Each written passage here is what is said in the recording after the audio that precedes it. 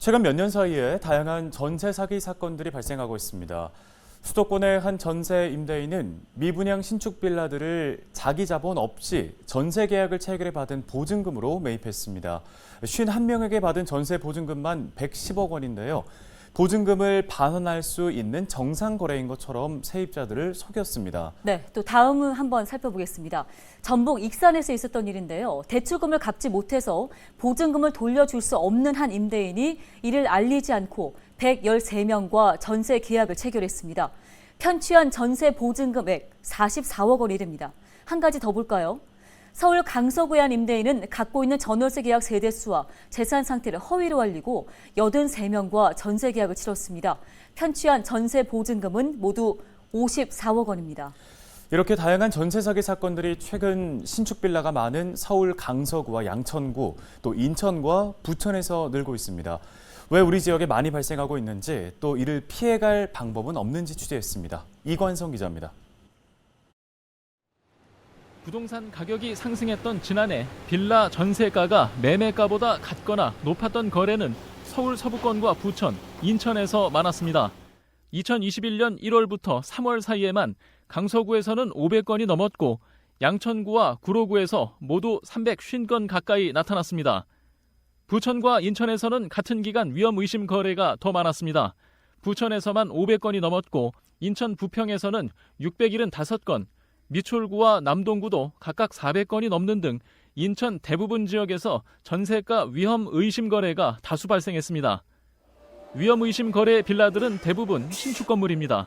빌라 주택의 가격 자체도 과거 기준으로 했을 때 한 2억에서 3억 사이에 이제 중위값을 가지고 있는 빌라 주택의 분포가 굉장히 높은 지역이고, 이런 지역에 이제 신축 빌라들이 굉장히 늘어나면서 마찬가지로 이런 위험 거래의 위험성도 같이 높아지고 있는 상황이라고 보여집니다.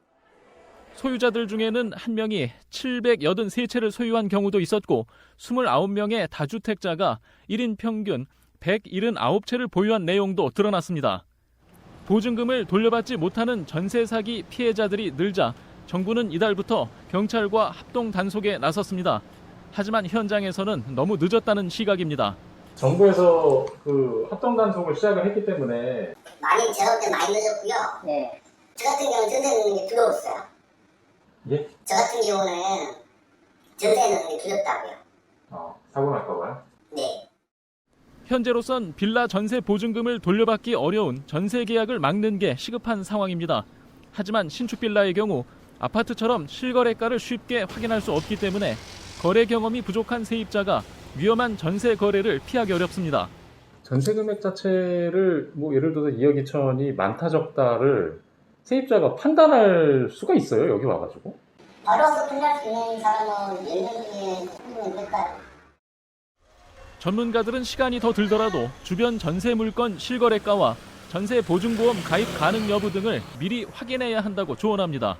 지금 이 빌라의 가치가 얼마인가라는 것을 정확히 알 수 없는 상황에서 그냥 단순히 주변 시세보다 좀 저렴해, 아니면 주변 시세 비슷해, 요즘 전세가 별로 없으니까 전세가 귀하니까 라는 생각으로 접근하시면 되게 위험합니다. 그래서 좀 어렵지만 주변의 같은 평수의 같은 조건의 빌라들의 실질 거래가액을 보시고, 보증보험 가입이라든가 이런 것들이 좀 이루어지는 게 그래도 위험을 방지할 수 있는 방법이기도 하고요. 소유주가 이런 다수의 거래를 갖다가 다수의 주택을 갖다 한꺼번에 소유를 하면서 이전에도 보증채무를 이행하지 않았던가 하는 정보들을 수집을 할 수가 있거든요. 그래서 그런 위험성을 보증기관에서 가입자들에게도 사전에 고지를 해준다던가 하는.